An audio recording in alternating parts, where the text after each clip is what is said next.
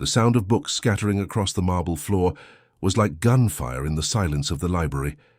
They laughed, 3 men in expensive suits, as Elara fell hard, her glasses skittering away. They saw a little mouse, a quiet librarian too weak to fight back as they threatened her sanctuary. They saw her as invisible, a nobody. What they didn't see was the shadow she cast, a shadow that stretched across the entire city, a shadow named Matteo Vitali. They thought they had pushed a woman to the floor. They had no idea they had just declared war on the city's most feared man. Intro call to action, 50 words. This is a story about what happens when the wolves try to hunt a lion disguised as a lamb. If you believe in the unbreakable bond of family, and that still waters run deep like this video, and subscribe to the channel so you never miss a story. My name is Elara Vitali.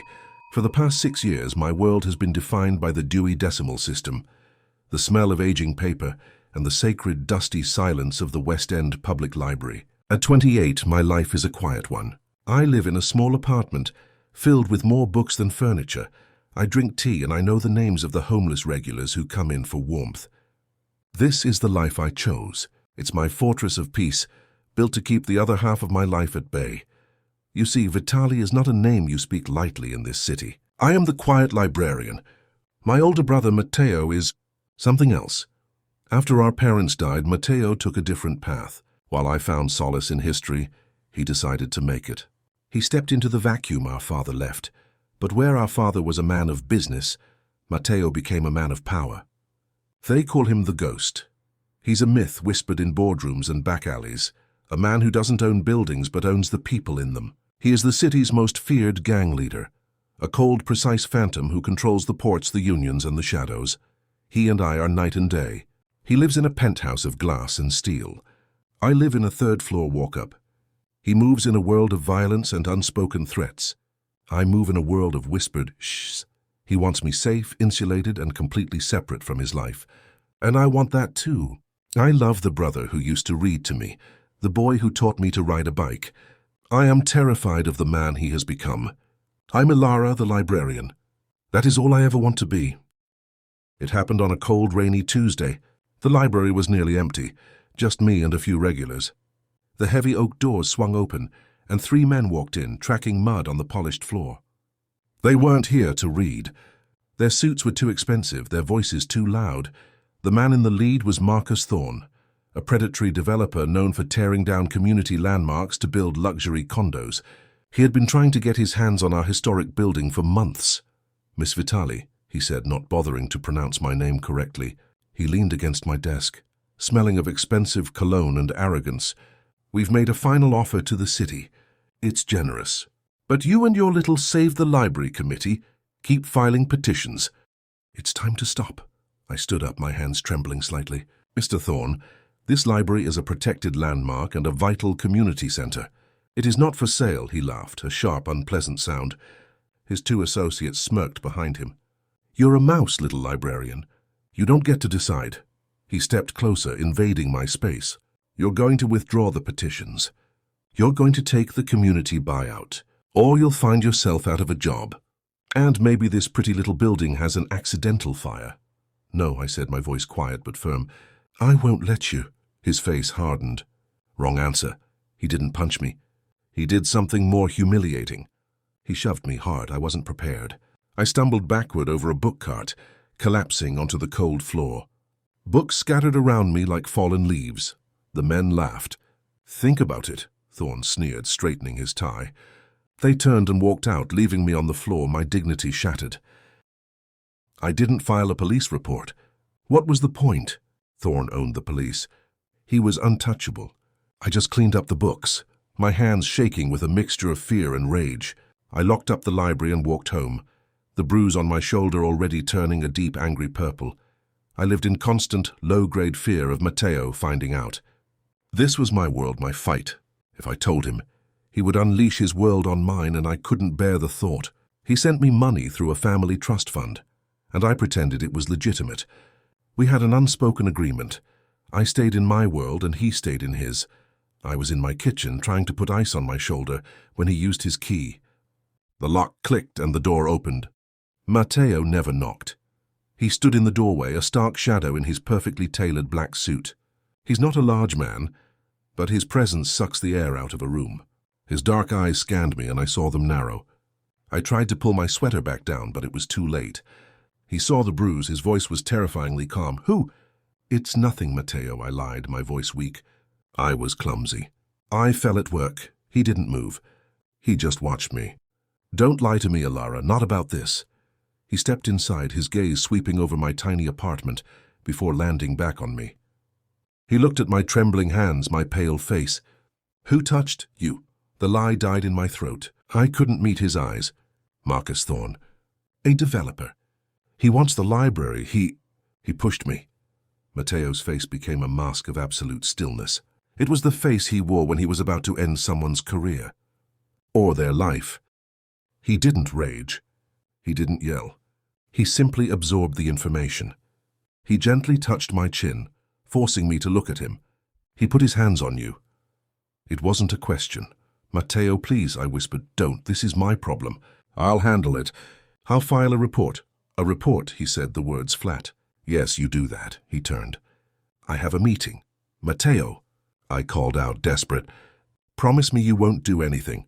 Promise me." He paused at the door, his back to me.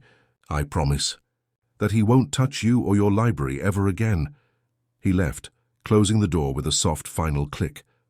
For the next 48 hours, the city held its breath, not even knowing why. Marcus Thorne went about his business, laughing at a fundraiser, closing a new deal. He was a king. He didn't know that Matteo Vitali wasn't just a gang leader. He was the city's invisible foundation. He owned the unions that built Thorne's towers, the shipping lines that brought his steel, and the city officials Thorne thought he owned. Matteo made 2 calls. Not to thugs with baseball bats. The first was to the head of the construction union. The second was to a journalist he kept on his payroll. Thorne's world began to bleed out. It was subtle at first. A crane malfunctioned at his flagship skyscraper project. Then the entire construction union walked off the job, citing safety concerns. All work on all of Thorne's properties ground to a halt. Simultaneously, the journalist released a story. A devastating, deeply sourced exposé on Thorne's history of bribery, unsafe building practices, and ties to a corrupt councilman. The story was everywhere. Thorne panicked. He was losing millions by the day. He scrambled, calling his contacts, but the politicians who once took his money were now unavailable. The police chief he had on speed dial was in a meeting. The final confrontation happened not in an alley, but where Thorne felt safest, the Crown, an exclusive members-only club on the 80th floor. Thorne was there drinking heavily, frantically trying to stop the bleeding. The elevator doors opened.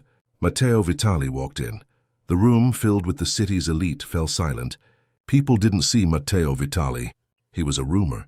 Thorne, drunk and enraged, didn't recognize him. "Who the hell are you?"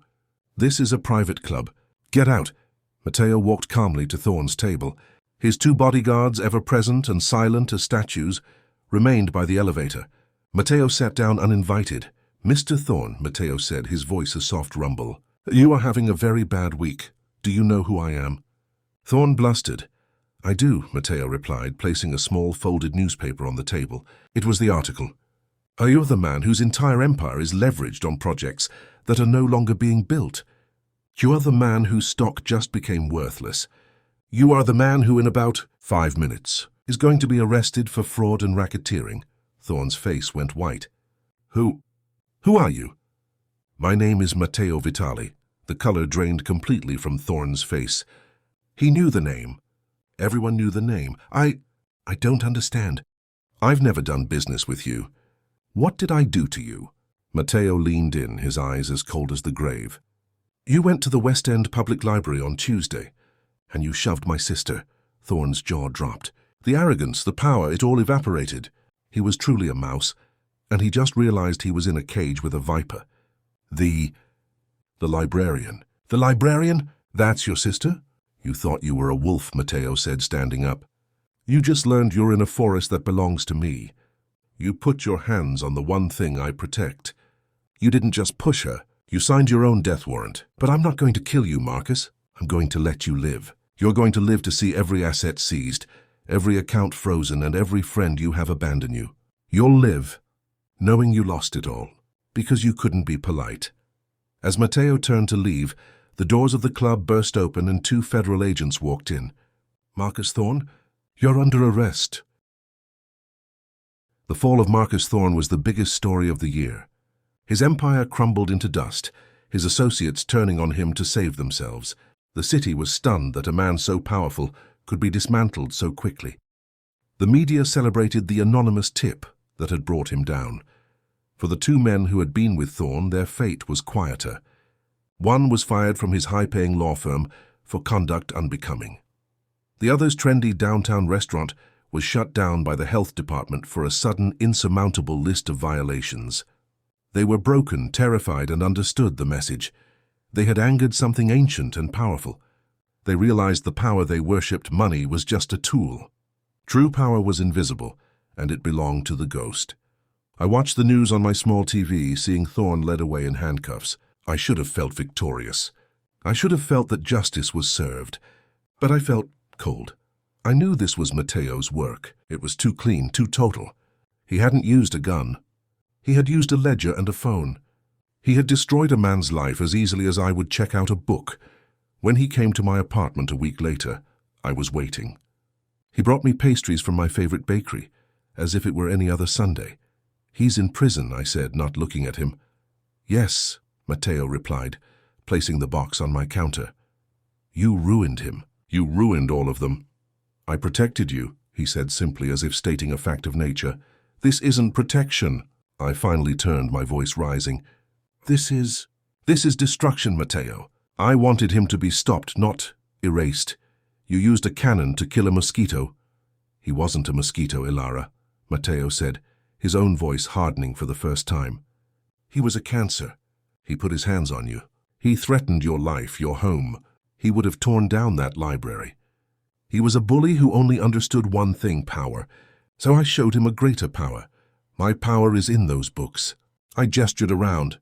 "In knowledge. In the law. I was going to fight him in court. And you would have lost," Matteo said flatly. "His judges, his lawyers. You would have been a mouse crushed under his boot. I will not let your world be crushed." He paused and his voice softened just a fraction. "My world. It exists so that yours can." We stared at each other, a chasm between us. He was the sword and I was the word. He was the darkness and I was the light.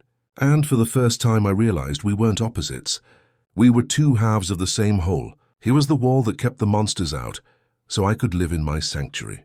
The realization didn't make me happy, but it made me understand. The library was saved. With Thorne's assets in receivership, the city council, now scrambling to appear clean, voted unanimously to designate the building a permanent historic landmark. The media portrayed it as a David and Goliath story, where the humble librarian and her community petitions had won. I let them. I gave interviews, speaking about the power of the community. I never once mentioned my brother's name, but my relationship with Matteo had changed. The unspoken truce we lived by was broken, and in its place was a raw, complicated honesty. He started visiting the library. He didn't come in during business hours. He would come at night after I had locked the doors, finding me reshelving books. He wouldn't say much. He'd just appear, a silent shadow among the stacks. He'd pick up a book on philosophy or military history, read the back and put it down. One night, I found him in the history section, running his fingers along the spine of a book on Roman strategy. "You like to read about war," I said quietly. "I like to read about winning," he replied, not looking at me. "There's a difference, is there?" he countered. "Your man Thorne, he was at war with you. He just didn't have the decency to declare it. So what now?" I asked. "Are you my secret weapon? Does every person who is rude to me get their life dismantled?" A small, impossibly rare smile touched his lips. "Only if they're stupid enough to leave a bruise." My own growth was quieter. I stopped being afraid. The incident with Thorne had been terrifying, but the aftermath, the realization of the power I was connected to, it changed me. I was still Elara the librarian, but I walked with a new confidence. I was no longer just a mouse. I was a mouse with a dragon for a brother, and I began cautiously to use that. When the city tried to cut the library's budget 6 months later, I requested a meeting with the interim councilman, a man I knew had been one of Thorne's associates. When I walked into his office, he was visibly shaking. I just smiled, holding my file. "I'm here to discuss the children's reading program," I said sweetly. The budget was fully restored the next day. I was still the word, but I was learning how to be the sword too. A year after the Thorne incident, the library was thriving. We had become a symbol of community resilience. One evening, a solicitor's office called me. They informed me that an anonymous benefactor had donated $10 million to the West End Public Library. I dropped the phone. It was an astronomical, life-changing sum. It was enough to renovate the entire building, digitize the archives, create a state-of-the-art computer lab, to establish a literacy program for the entire district, and endow the library for 100 years. The money was routed through a foundation, a labyrinth of shell corporations that made it completely untraceable, completely, to anyone else. But I knew. I found Matteo on the roof of his penthouse, a place I had never been. He was looking out over the city he owned, a glass of something dark in his hand. $10 million, Matteo, I said, stepping out into the wind. He didn't turn. The foundation's board thought it was a worthy cause. "You can't just—" "Buy my world," I whispered. "I'm not," he said, finally looking at me. His eyes were clear, not cold. "I'm investing in it. You said your world was worth protecting. You were right. It's the only one that is." I walked to stand beside him, looking out at the city lights. Down below I could just make out the old stone building of the library, lit up against the darkness. "It's blood money," I said, not as an accusation, but as a fact. "Yes," he said with no apology. "It is. I take from the greedy, the corrupt, the men like Thorne, and I give it to you. Look what it can build. Look at the good it can do in your hands. I build an empire of shadows, Elara, so you can build an empire of light." This was his grand gesture. It wasn't a ring in a garden. It was a multi-million-dollar endowment from the city's most feared criminal, given to its quietest librarian. I realized then that we were not night and day. We were dusk, the place where the darkness and light meet. He was the city's feared gangster, and I was his beloved sister. He ruled the shadows so I could live in the light. And now his shadow was funding the light. I didn't condemn him. I didn't thank him. I just stood beside him, a united front. "The renovations are starting next month," I said. "The new children's wing. I'm naming it after our mother." I saw his hand, the one holding the glass, tighten just slightly. He nodded. She would have liked that. We stood there for a long time, the quiet librarian and her brother, the feared gang leader. They had shoved me to the floor thinking I was nothing. They didn't realize that in doing so, they hadn't just angered a lion. They had funded a sanctuary. They had tried to destroy one book lover, and in response my brother had built a fortress of books for thousands.